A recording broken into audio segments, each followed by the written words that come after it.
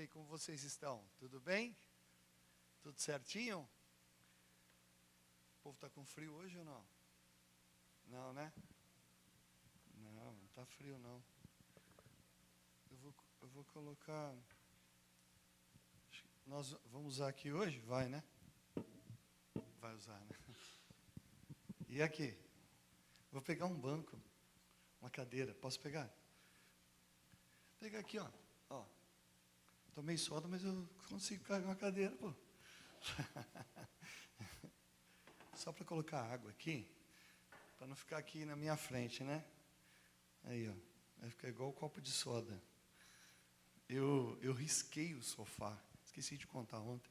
Eu risquei o sofá com caneta e minha mãe foi limpar. Então, se seu filho riscar, ele é um artista, deixa ele riscar a casa. Deixa para lá. Esse negócio de querer limpar com soda cáustica. Você está reprimindo a arte que ele vai se desenvolver. Você entende? Tem mãe rindo aqui, né? O que aconteceu aí? Deu ruim? Está ruim para mim. É só para mim? Está bom para vocês? Tá, então tá. É o retorno, então. Né? É o retorno. Muito bem, queridos. Deixa eu te falar. Eu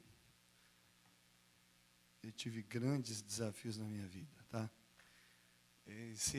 Essa questão da soda cáustica me causou muito atraso na vida, muito transtorno, né? Mas eu consegui, graças ao bom Deus, estar vivo. Foi ele, vontade dele. Meus pais fizeram de tudo para me fazer vivo, para depois eu crescer e eles começaram a me tratar mal, né? Mas é que meu pai era um homem que queria ver meu sucesso e ele não queria que eu desperdiçasse meu tempo, né, com outras coisas que não fosse trabalho. E ele achava que igreja era uma coisa que ia fazer com que eu perdesse tempo e dinheiro. Vai perder dinheiro, vai tentar dar dinheiro para pastor. Aí, o pastor Gabriel aí vai ficar rico aqui na igreja do Mé. Né? Ele não entendia a responsabilidade que funciona a igreja adventista do sétimo dia. Ele nem conhecia a igreja. Para ele, pastor é aquele cara que tinha que conseguir dinheiro dos irmãos para conseguir sobreviver. E a nossa igreja não trabalha assim, né? Graças a Deus, nosso Deus, ele não é mesquinho e mendigo. E nem nos ensina isso, para a gente trabalhar dessa maneira. Existe ordem, organização, de maneira que todo mundo consegue sobreviver. E ele faz esse trabalho com a gente. Um trabalho de fé, né? Ele não aceitava isso. E depois ele entendeu. Ele foi para a igreja congregação. Eu trabalhei muito com ele, dei estudo bíblico. O meu ancião que deu estudo bíblico para mim, deu estudo para ele também. Mas não teve jeito com relação à compreensão geral da Bíblia, entender assim claramente o que é o sábado. Ele ouviu, mas não colou na cabeça, no cérebro, sabe? Não entendeu muito bem. E deixa aí para Deus julgar essas situações. Mas ele se batizou, ele falou, filho, me batizei, me ligou feliz, contente, olha, o teu sonho não era isso que você queria, eu me batizei e tal, estou batizado. Tá bom, pai, beleza. Minha avó, mãe dele, foi da congregação a vida inteira. E eu sempre conversei com ela e mostrava na Bíblia. Daí, passavam uns anos, ela me falava, olha, eu estou guardando o sábado, mas não fala para ninguém não, que eu não posso sair lá da minha igreja. Eu falei, vó, fique em paz, está tudo certo. Só está guardando o sábado? Estou. Então tá bom, é isso. Aí eu briguei com a minha tia, porque ela morava na nossa serraria, e meus tios moravam por ali, trabalhavam para o meu pai, e eu comia na casa da minha tia. O almoço era feito pela minha tia. E ela um dia ficou chateada, porque eu falei, olha, eu não como essa carne de porco, eu não vou comer. Então, eu vou comer só essa parte aqui e tal. Não fique chateada não, mas é que eu aprendi que na Bíblia não é possível. A mesma Bíblia diz que tudo que vem à mesa, a gente tem que dar graças a Deus e comer e tal. Eu falei, não é bem assim não. Porque o que vem à mesa, a gente tem que colocar o que é bom. E começamos a discutir. E aí, nunca mais eu comi na casa dela. Foi uma atrito, ela não deixou mais. Eu falei, não, está tudo bem. Eu só não posso comer o que você faz. Infelizmente, eu não vou comer. Eu queria que você entendesse. Então, tivemos muitos problemas na família, porque eu sou o primeiro adventista, assim, que venho para a igreja e tem um confronto, assim, constante com relação a isso, né? Mas está tudo bem. E minha tia, depois a gente se entendeu, mas nunca mais houve aquela harmonia de comer na casa dela, não. E depois eu descobri que ela fazia tudo com banha de porco. Arroz, feijão, tudo. Falei, gente do céu, não vai dar para mim, não. Eu falei, você nem é mineira, tia. Tem mineiro aqui? Tem mineiro? Tem, ó, mineiro gosta, né? Tudo aquele latão, né? Aquela lata de banha de porco. Assim. Minha avó fazia isso. Minha avó era mineira, meu avô também. Os pais do meu pai eram mineiros. E os pais da minha mãe eram paranaense, minha avó era índia, chamava de bugre, índio com branco. Aí nasceu minha avó. Ela casou com um judeu, espanhol, filho de alemão. Olha a confusão. Vieram para o Brasil, casou, nasceu minha mãe. E meu avô morreu quando minha mãe ainda era pequena. Eu não conheci meu avô por parte de mãe. Mas tem a genealogia dele lá na cidade de Castro, no Paraná.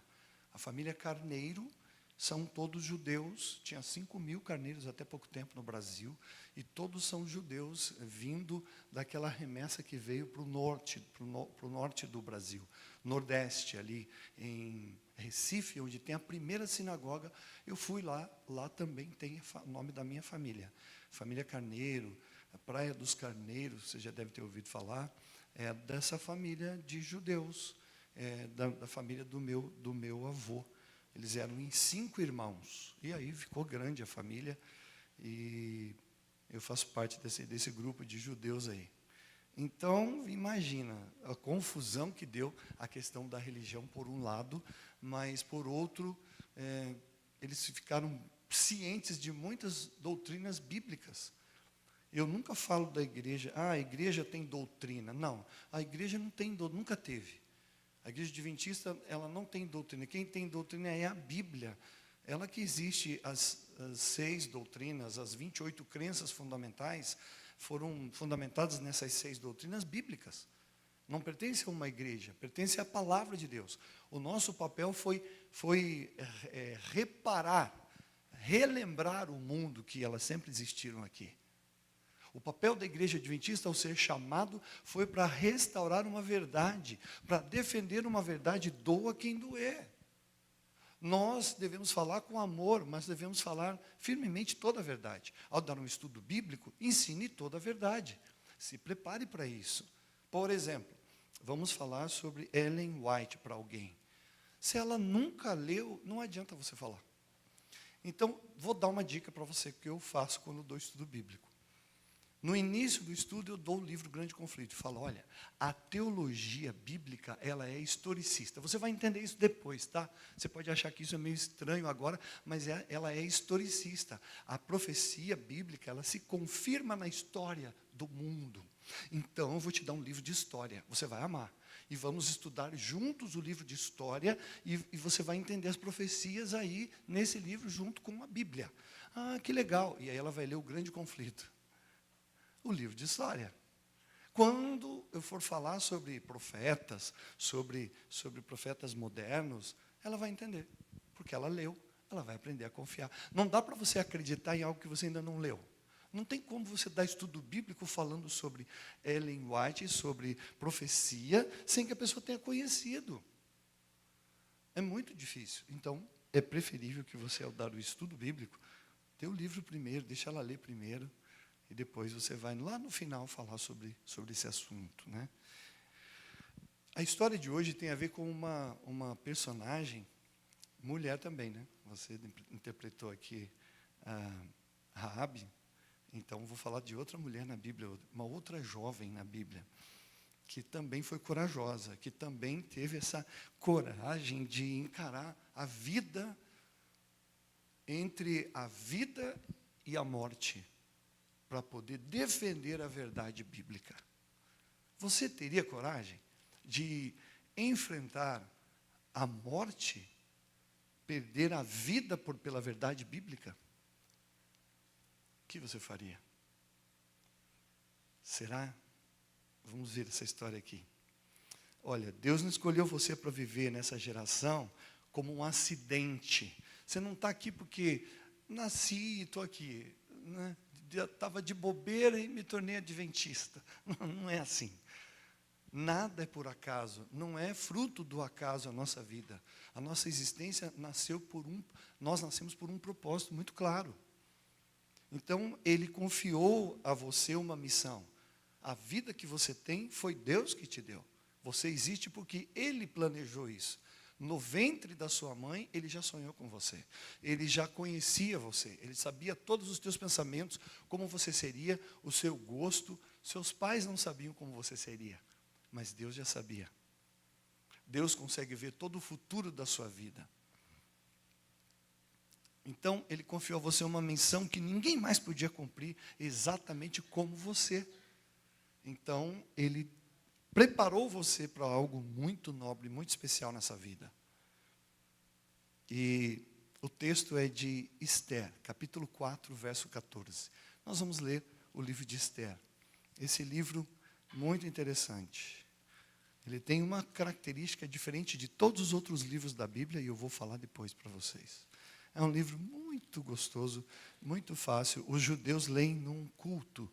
Eles têm um culto que é chamado Purim, que é uma tradução para o português chamado sorte. Mas eles sabem que não é sorte.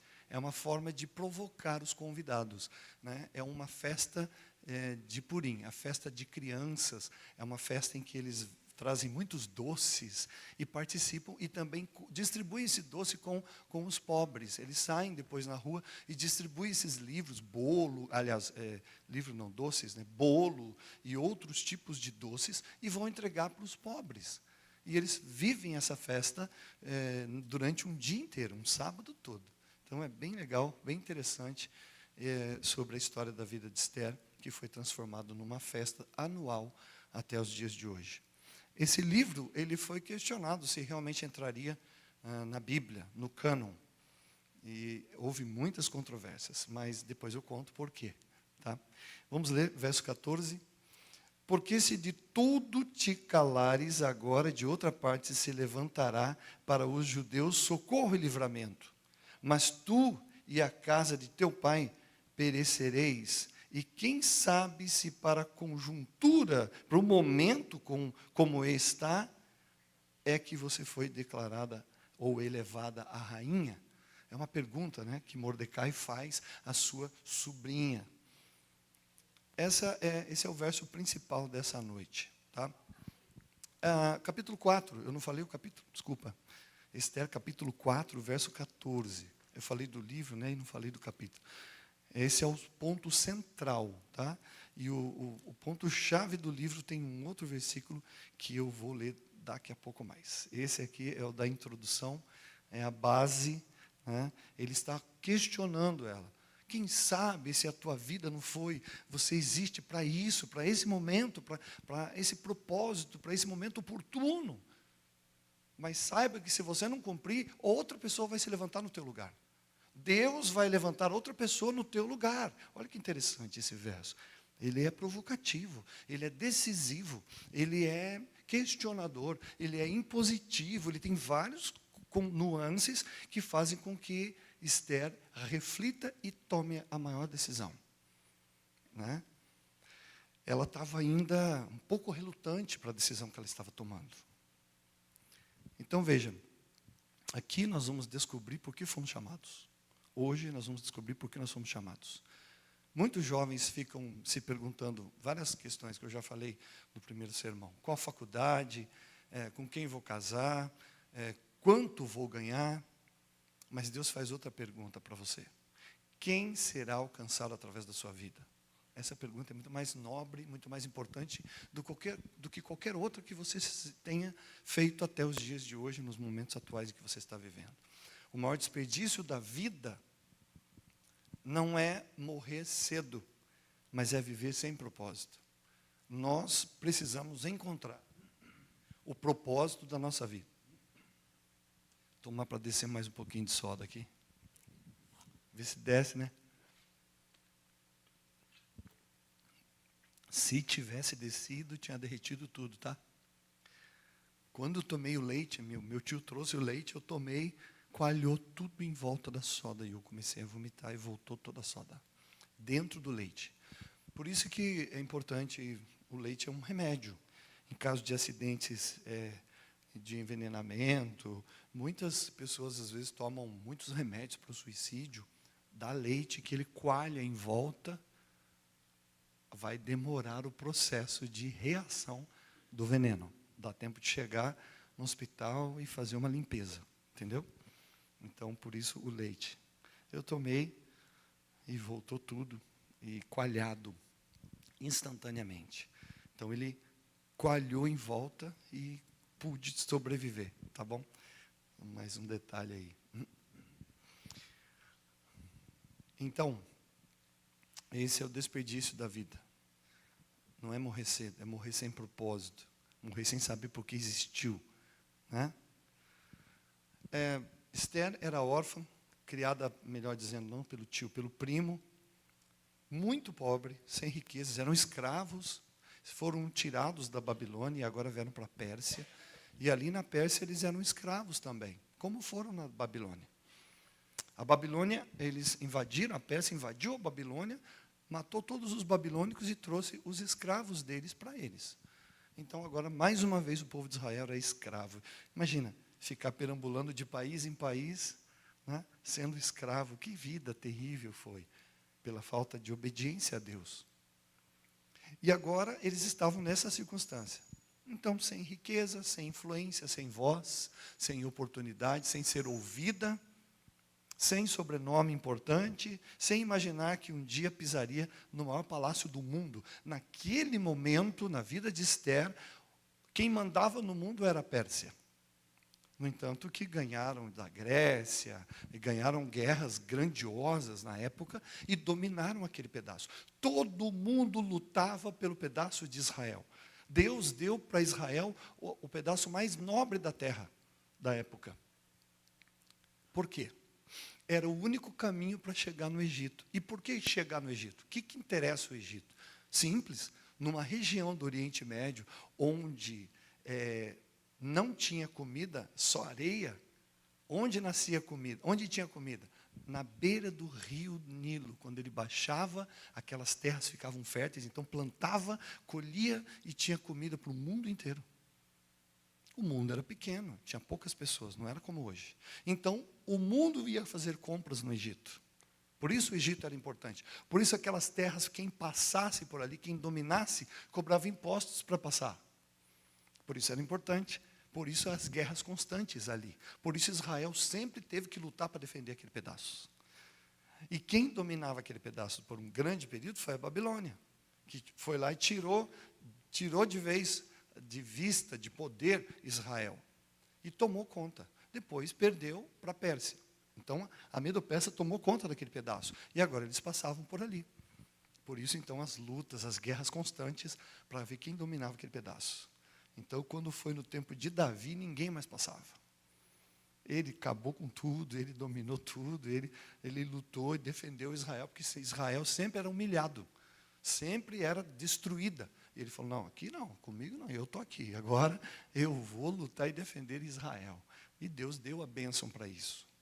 Né? Por isso, ele foi quem foi. Mas antes disso, estava perambulando pela escravidão, né? O povo de Israel.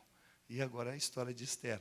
Ela apenas vivia um dia de cada vez, até que inesperadamente foi levada ao palácio do rei, para tentar ser alguém na vida. Ela não escolheu aquele lugar, ela foi levada, foi tomada da família e foi levada. Era uma menina bonita, uma jovem muito linda, com certeza para ser observada e levada para o palácio, é porque ela era muito bonita. E ela foi. E, de repente, ela estava sendo ali a rainha, uma das mulheres do grande rei do mundo. E anos mais tarde, um decreto foi assinado. Todo o povo de Deus, judeu, o povo de Deus seria executado, exterminado da face da terra. Veja, Deus sempre tenta usar as nações para destruir o povo de Deus. Aliás, Satanás, né? Deus sempre protege. Satanás tenta usar para matar, para destruir, para acabar. Foi isso que aconteceu. Satanás, veja, o que tem a ver a Síria, né? O que tem a ver Babilônia com Israel, com o povo de Deus? É uma tentativa de Satanás para destruir, para tentar aniquilar. O que tem em pleno século 21 o mundo contra os judeus? O antissemitismo, tenta destruir Israel. O que tem a ver a Alemanha para tentar destruir para sempre o povo judeu da face da terra? Satanás sempre usa um grupo para tentar destruir o povo de Deus. Você já parou para pensar nisso na história?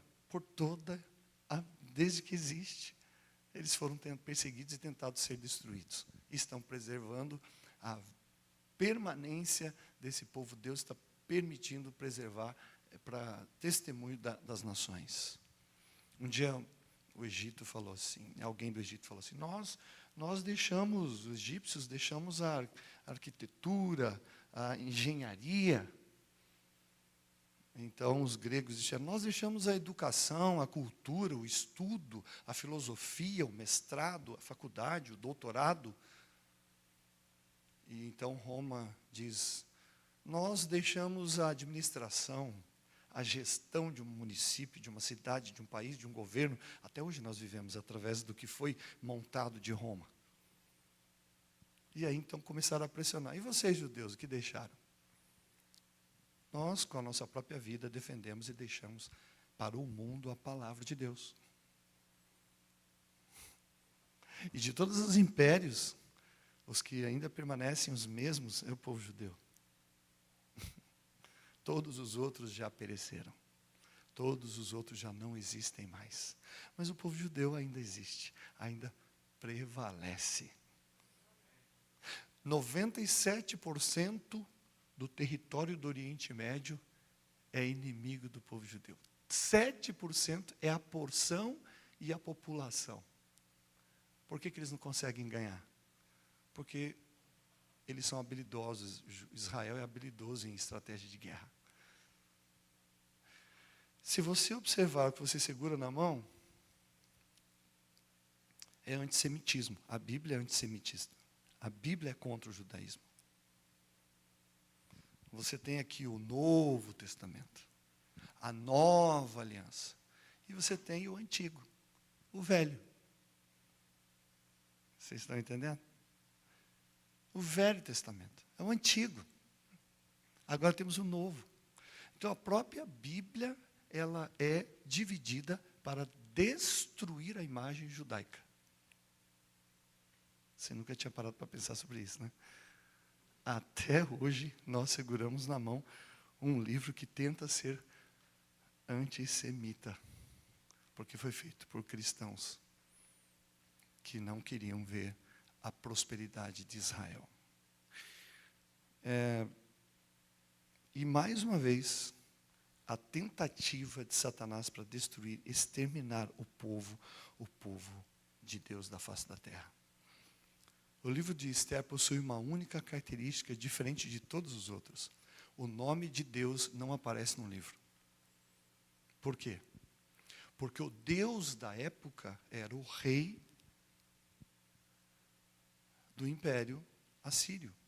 E se você colocasse Deus num livro, esse livro seria destruído. Não era possível. Não era permitido na cultura, na escrita, na filosofia daquele povo. Então, o livro de Esther não tem a palavra Deus. Em nenhuma dos 10 capítulos, nenhum versículo. Mas ele está cheio de intencionalidade que mostra, olha a habilidade da cultura judaica, ao escrever um livro mostrando o poder de Deus, sem falar o nome de Deus. Até isso o povo de Deus teve que aprender a escrever de uma maneira tão sutil e tão profunda e poderosa. Se não for a ajuda do Espírito Santo, eu não sei de quem que é então.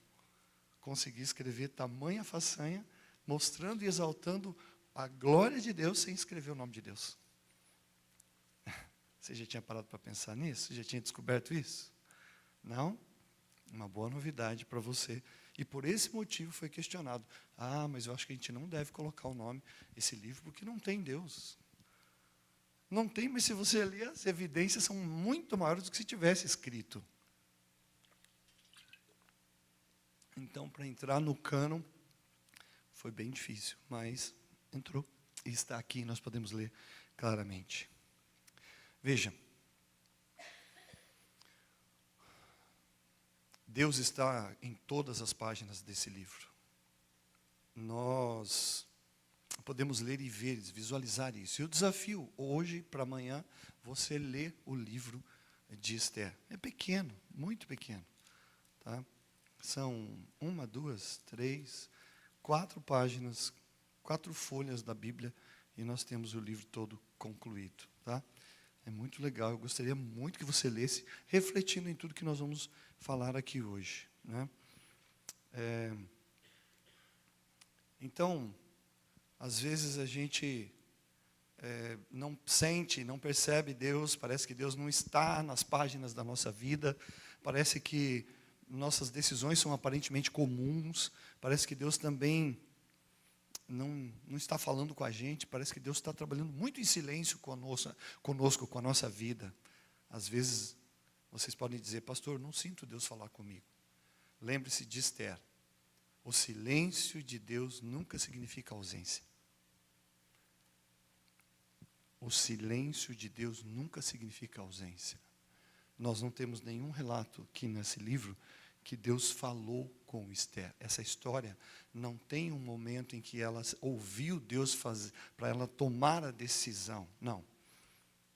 Nós não temos esse contato com Deus para essa história estar na Bíblia. Você está entendendo? Que não é para você sentir. Como eu disse, religião não é sobre sentir, é sobre escolher Deus. Por que Deus colocou você exatamente em 2026? Não podia ser em 1826? Em 1726? Em 1500? Naquele barco chegando aqui para descobrir o Brasil? Por que você existe hoje aqui em 2026? Por que nessa universidade? Por que neste bairro? Por que nessa família que você faz parte? Por que nesse emprego que você está? Por que existe esse lugar onde você vive? Por que nessa rua? Por que nesse bairro? Por que esses vizinhos? Porque Deus ainda salva pessoas através de pessoas. Por isso. Então, existe uma frase de Mordecai que muda completamente a história da nossa vida também. E ela muda tudo em você a partir de agora, que nós vamos ouvir de novo. E foi o que ele disse para a rainha Esther. E então, a sua posição é maior que o seu conforto. Então, não esqueça disso. Primeiro ponto dessa noite. A sua posição é maior do que o conforto que você está vivendo. Então, Esther 14, verso 4, capítulo 4, verso 14, a última parte. Quem sabe se é para esse momento da vida é que você foi criada, e que você existe, e que você foi colocada como rainha. Então, Mordecai, que é o primo, ele não diz assim, ó, você venceu na vida, está tudo certo, esquece o mundo, você é rainha, está tudo bem, você concluiu o seu propósito de vida. Olha só que lindo, você agora saiu do anonimato para ser a rainha do reino. Você saiu da escravidão para agora dominar. Você saiu da pobreza para ter tudo que você precisa, riqueza, bens, comida, roupa. Você não tinha nada disso. Você saiu de um trabalho forçado, pesado, duro, difícil, para ganhar pouquíssimo, e agora você tem gente para trabalhar para você, e você tem tudo que precisa. Você venceu na vida. Você não vê momento algum Mordecai falando isso. Ele está dizendo assim, ó, Deus colocou você aí por causa dos outros. E Deus está dizendo a mesma coisa para você nessa noite. Deus colocou você onde você está, ajudando você a fazer a faculdade que você está fazendo, no trabalho que você trabalha, nos vizinhos onde você está, na família onde você está, para você ajudar por causa deles. Deus colocou você aí por causa deles, para você ser uma luz e uma bênção. Imagine se eu não tivesse discutido a Bíblia com a minha avó, ela não teria morrido guardando o sábado. Depois passou um tempo, ela falou, olha, não estou mais comendo carne de porco, mas não conta para ninguém. Toda a família era da congregação. E ela estava em outra esfera espiritual. Olha, eu estou devolvendo o dízimo lá na minha igreja. Tudo certo, vó. Continua firme aí. Seja fiel. Não tenho direito de dizer, não, a senhora só vai ser salva se a senhora for para a igreja adventista. Eu posso falar isso? Não. E isso é uma verdade? Também não. Porque Jesus disse, eu tenho as minhas ovelhas, que não são desse aprisco.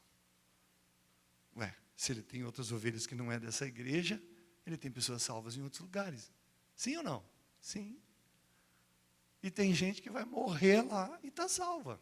É a oportunidade que ela teve, é a luz que ela recebeu. É a compreensão, não deu tempo. A vida levou para um outro caminho que não deu para chegar aqui. E está tudo bem, Deus é que... Eu não tenho autonomia, o direito de dizer quem vai ser salvo, quem vai estar perdido, e quem está salvo, quem está perdido, e dizer que se não entrar aqui vai estar perdido. Eu não tenho esse direito. Seria muita petulância eu limitar o poder da salvação de Deus, de um Deus. Né? Seria muito pequeno da minha parte, muito mesquinho, muito medíocre. Deus é muito maior do que isso tudo. Ele sabe todas as coisas. E quando não existia igreja adventista, então ninguém se salvava?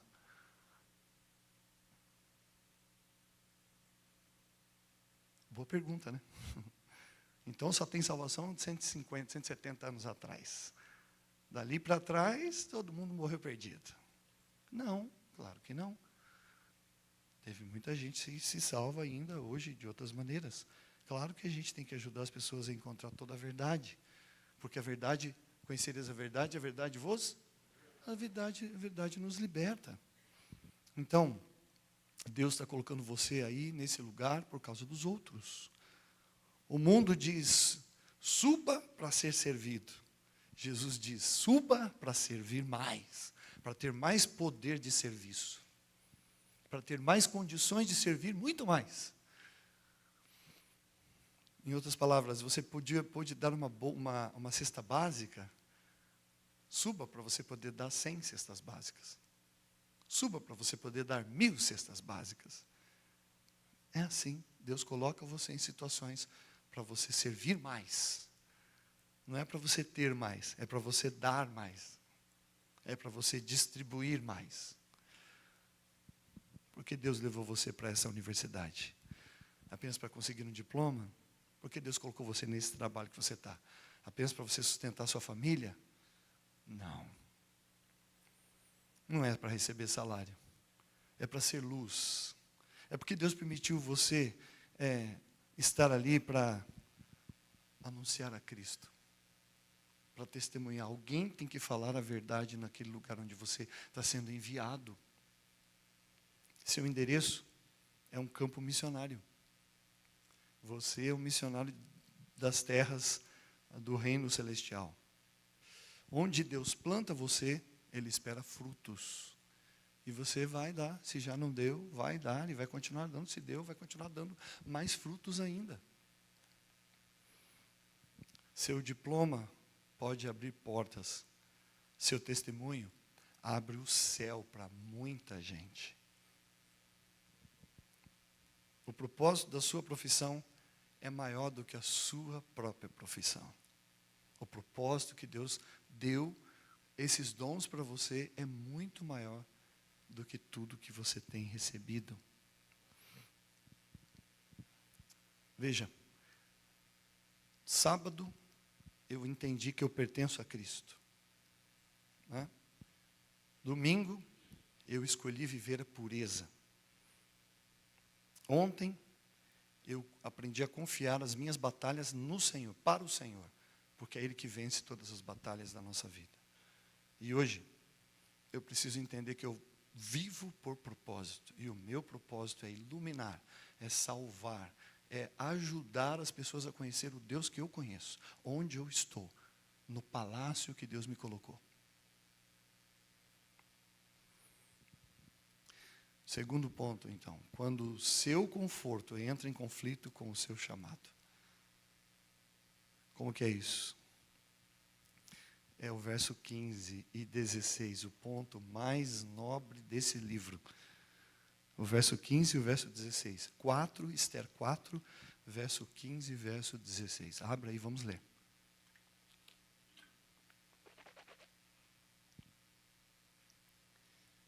Então disse Esther para Mordecai, né?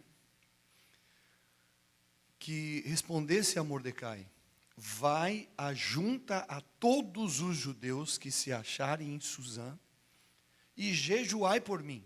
Ela convoca um jejum. E não comais nem bebais por 3 dias, nem de noite, nem de dia.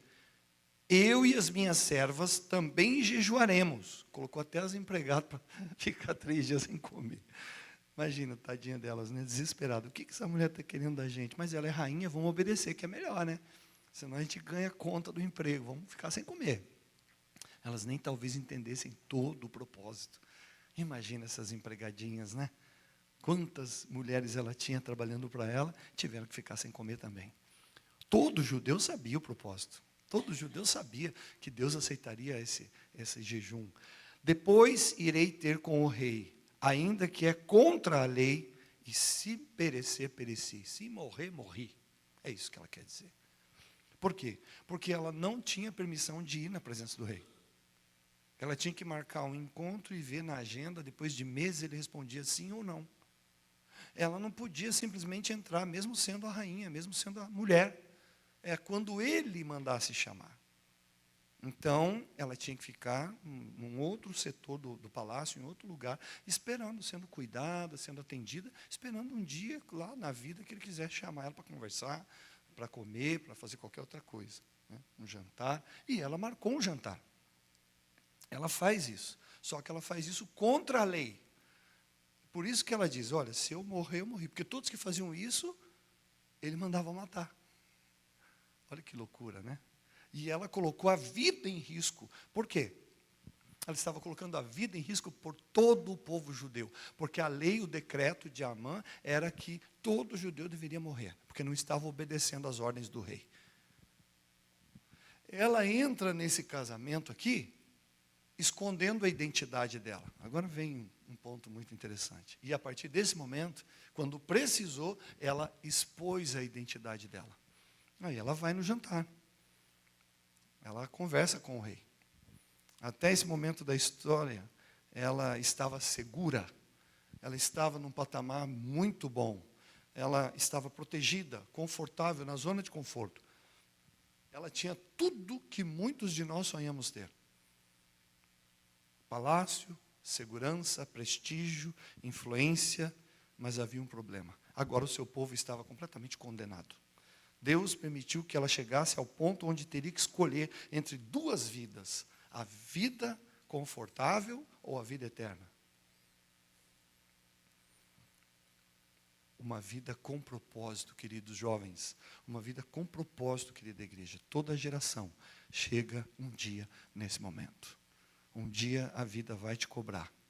Então, o maior perigo na vida de Esther, do povo de Israel, não era Amã, que fez o decreto como ministro, que ia acabar com a vida de todos, ia enforcar todos, o povo em praça pública, em todos os lugares na província onde tivesse judeu, era para enforcar.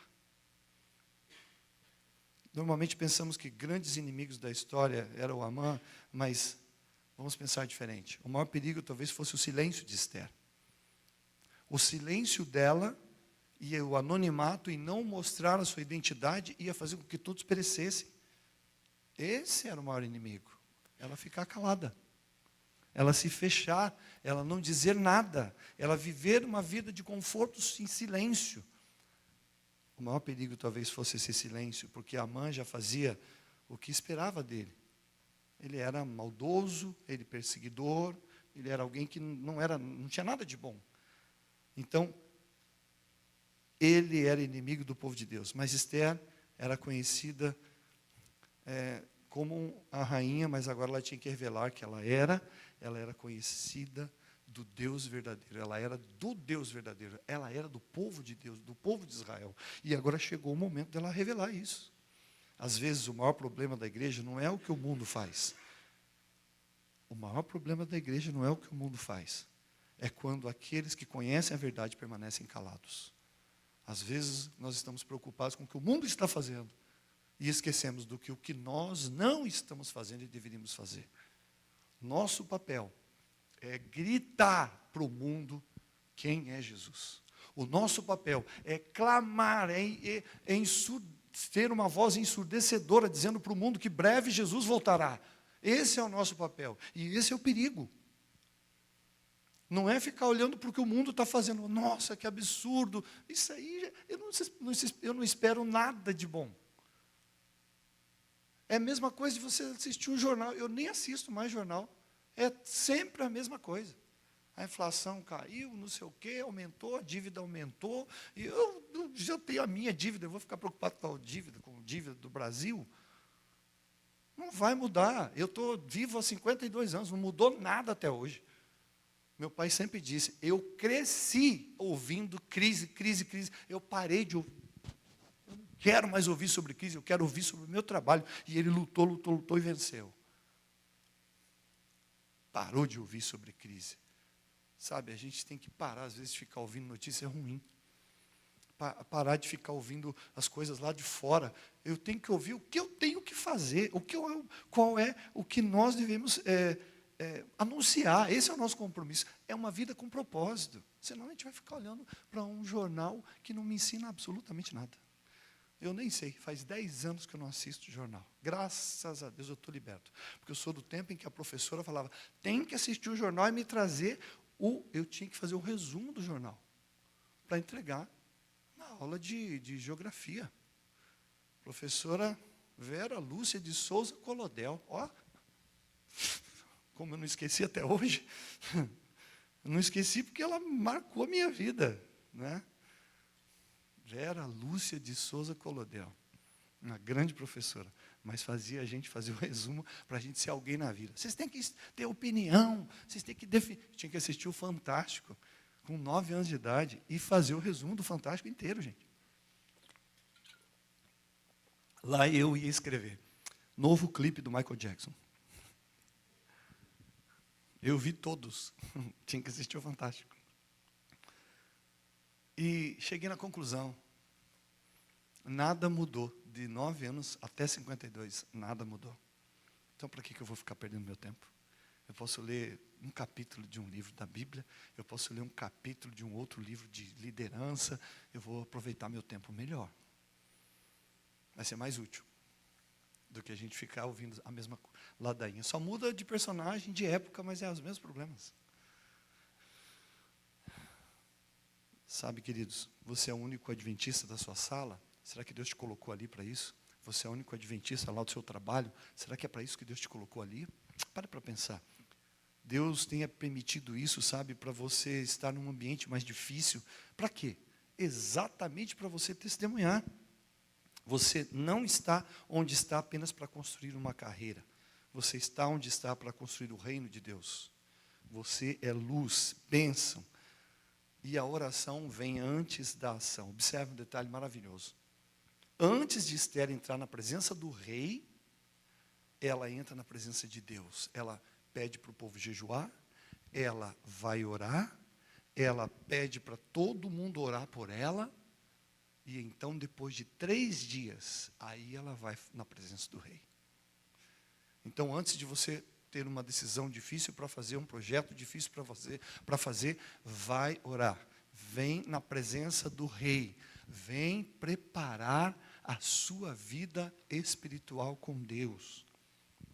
Hoje muitos perguntam como liderar, como crescer, como influenciar, como eu posso fazer uma vida financeira. Então, poucos perguntam como eu posso crescer minha comunhão com Deus. Essa deve ser a nossa melhor pergunta. Como posso estar mais perto da missão de Deus? O que eu devo fazer? O que a igreja deve anunciar em vez de ficar calada? Qual é o meu papel nesse programa de missão de Deus para o mundo? Nós somos a luz do mundo. Quem aprende a ajoelhar diante de Deus não precisa viver escravo da opinião dos outros. O lugar secreto é onde Deus prepara as maiores respostas públicas.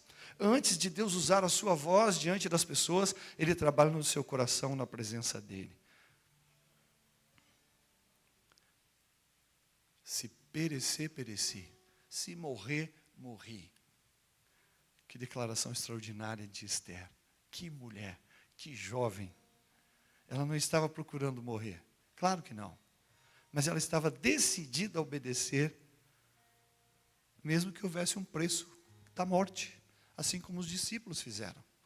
Assim como os valdenses, os filhos dos valdenses aos 16 anos, eram ensinados toda a verdade bíblica, e eles desciam e se despediam, sabiam que não durariam mais do que 25 anos de vida. Eles iriam para os valados e começariam a pregar a mensagem até que fossem descobertos e mortos. Mas eles tomaram uma decisão, uma vida com propósito. Viver por um ideal de ser um cristão, de testemunhar, de falar a verdade, de dizer, olha, eu sinto muito, mas eu não como essa comida. Isso ficou impactado na vida da minha família. É um testemunho. Uau, mas ele não vai comer. Meu Deus, trabalhou que nem um xureque ali nas toras, né? Eu empurrava a tora, trabalhava muito pesado, e agora precisava comer para a tarde, para ter força na parte da tarde. Mas eu não comia. E Deus dava força.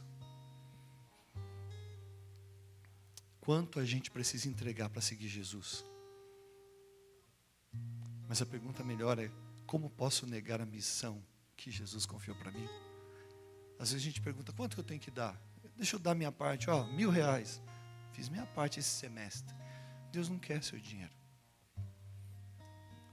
Talvez Deus não esteja pedindo que você morra por Ele, mas que você viva. Viva por Ele. É isso que Ele está precisando hoje. Lá onde você foi plantado, no trabalho, na faculdade, com os amigos, no quartel, na empresa, no condomínio. Como posso glorificar a Cristo onde Ele me colocou? Essa é a pergunta. Chamado sem coragem, permanece apenas um sonho. Chamado com coragem, é o resultado do que Deus espera de você. O conforto pode ser maior, o maior inimigo da missão. Cuidado. Uma geração será transformada quando jovens comuns disserem, eis-me aqui, eu quero ser usado pelo Senhor. Me ajude a salvar mais. Me ajude a testemunhar mais. Esther entrou na presença do rei. Existe um rei muito maior que é Jesus, que todo dia nós devemos entrar na presença dele. Todos os dias. Para a gente poder sair e ser mais forte. O maior milagre do livro de Esther, muitos dizem que foi o livramento do povo. Eu vejo um pouco diferente. Ela começou escondendo sua identidade e terminou arriscando a própria vida por causa dela. O maior movimento, o maior milagre do livro de Esther é ela ser transformada de uma menina que estava com medo de revelar quem era e chegou na presença do rei e disse, olha, é uma pena que a sua rainha vai ser morta. Como assim? Eu estou disposto a dar a metade do meu reino se você pedir. E quem vai tocar em você? Amã. Ele fez um decreto, eu faço parte do povo de Israel para matar todos. Não, ele não vai fazer isso. Pois então eu digo que agora ele vai morrer na forca que ele fez para você. E ele assinou outro decreto e mandou matar Amã. Porque a mulher teve coragem de testemunhar, de mostrar a sua verdadeira identidade, quem ela era, de que povo ela pertencia, de que lado ela estava. Ei, sua fé pode ser particular, pessoal, e ela é. Mas Jesus diz assim, mas você é a luz do mundo. Você tem que iluminar. Você tem a sua vida íntima com Deus, mas para mostrar Ele para as pessoas. A luz não existe para ficar escondida. Existe para ajudar, para clarear o ambiente. Há pessoas esperando um milagre de Deus através de você. Há pessoas esperando um convite através de você. Ele não vai mandar anjo. Ele não vai mandar uma baleia para engolir a pessoa e jogar aqui dentro da igreja, não. Não vai. É você. Você é a voz de Deus, a luz de Deus que ilumina, que fala. Se morrer, morri. Esther inspira e Jesus nos transforma, precisamos continuar seguindo. Mas eu sei que muitas vezes a gente entra aqui na igreja triste. Às vezes a gente entra aqui na igreja e vive a vida só por viver. Parece que hoje a gente veio na igreja e não sabemos nem dizer porquê. É porque eu vim com a minha mãe, é porque eu vim com meu pai, é porque eu tinha que vir a semana de oração, então eu estou aqui. Mas olha, às vezes a gente senta aqui e tem gente que às vezes senta e tenta cantar, tenta sorrir, mas não se sente muito feliz. Está faltando propósito para você. Então, você precisa sentir hoje, aqui e agora, Deus falando com você. Eu quero que você tenha propósito, que você pregue do meu amor para as pessoas. Isso é o que importa da tua vida. Isso é mais importante. E Deus vai fazer de tudo para você conseguir fazer isso. Eu quero que você entenda isso nessa noite. Você precisa entender. Uma vida com propósito, ela vai ser pautada em tudo que Deus sonhou para você. Se você fizer o que Ele pede, não é que Ele vai dar o que você precisa, mas você vai ser muito mais feliz. Vamos ouvir uma música agora. E se você, a partir de hoje, eu vou fazer pedidos para você ficar em pé. Se você tem o desejo de ter uma vida com propósito, você se coloca em pé até o final da música. Eu quero orar por você.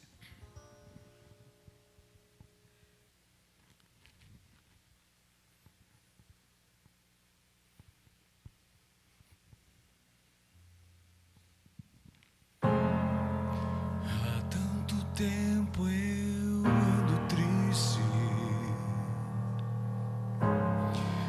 vivendo a vida por viver.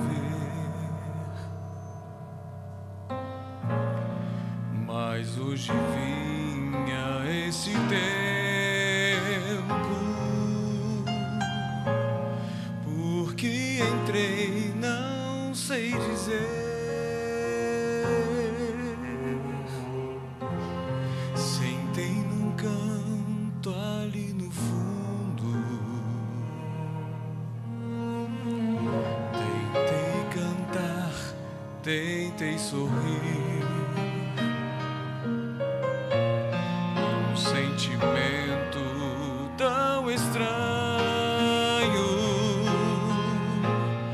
me deu vontade de sair.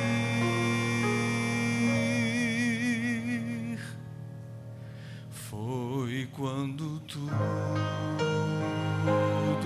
então mudou. Senti a voz de Deus no ar, senti sua mão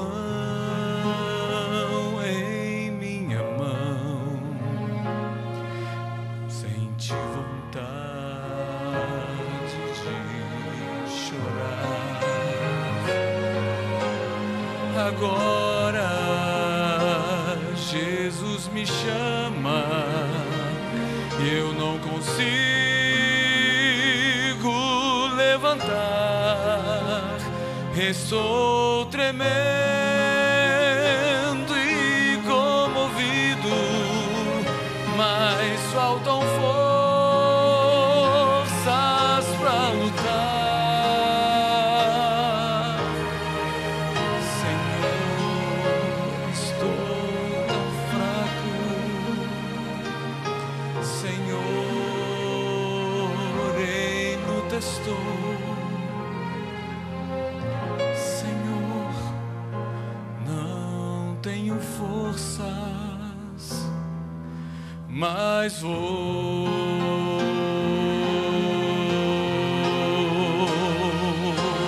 Agora Jesus me chama, eu não consigo levantar, estou tremendo e comovido, mas faltam forças pra lutar. Senhor, estou tão fraco. Senhor,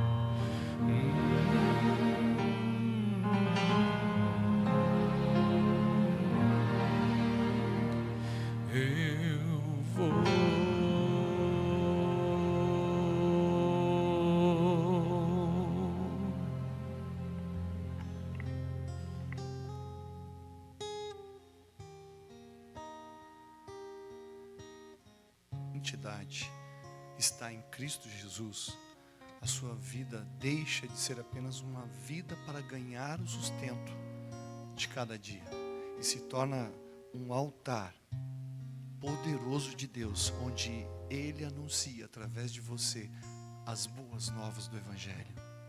Seja a luz. Quem sabe se não foi para isso que você existe? Sim, foi. Você tem propósito. Você existe para iluminar a vida de outra pessoa. Ninguém vai entrar no céu sem levar alguém pelas mãos e dizer: Senhor, aqui está.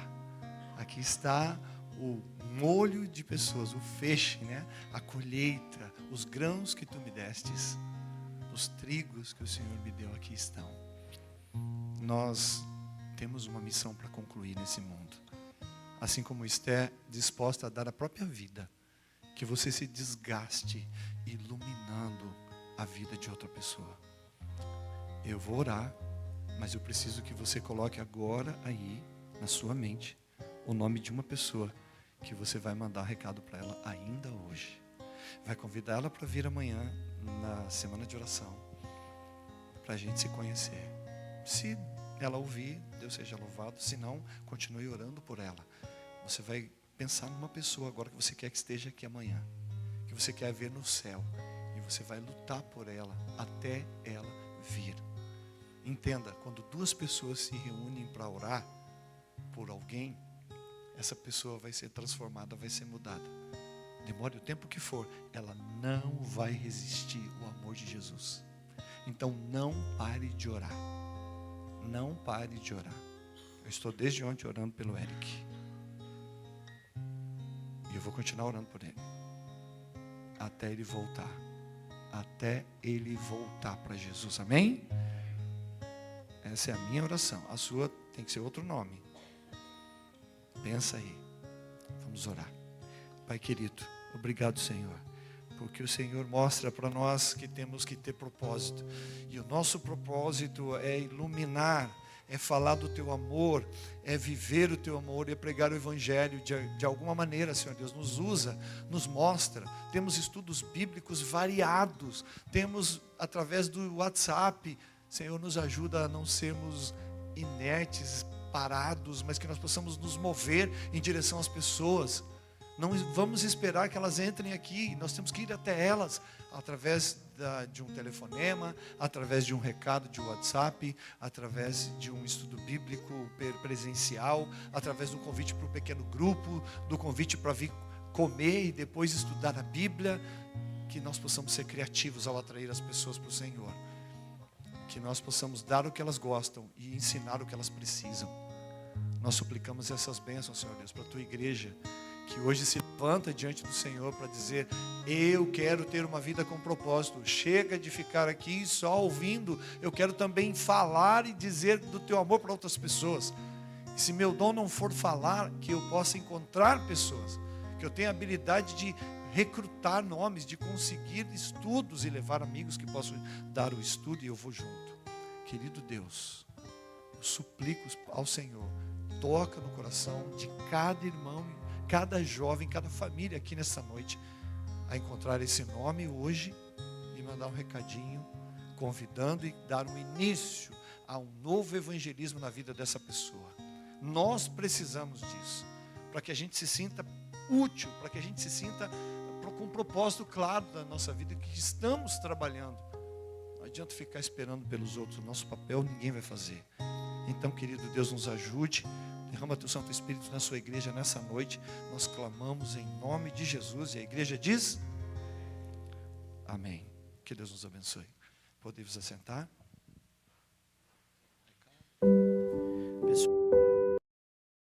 Uma sopa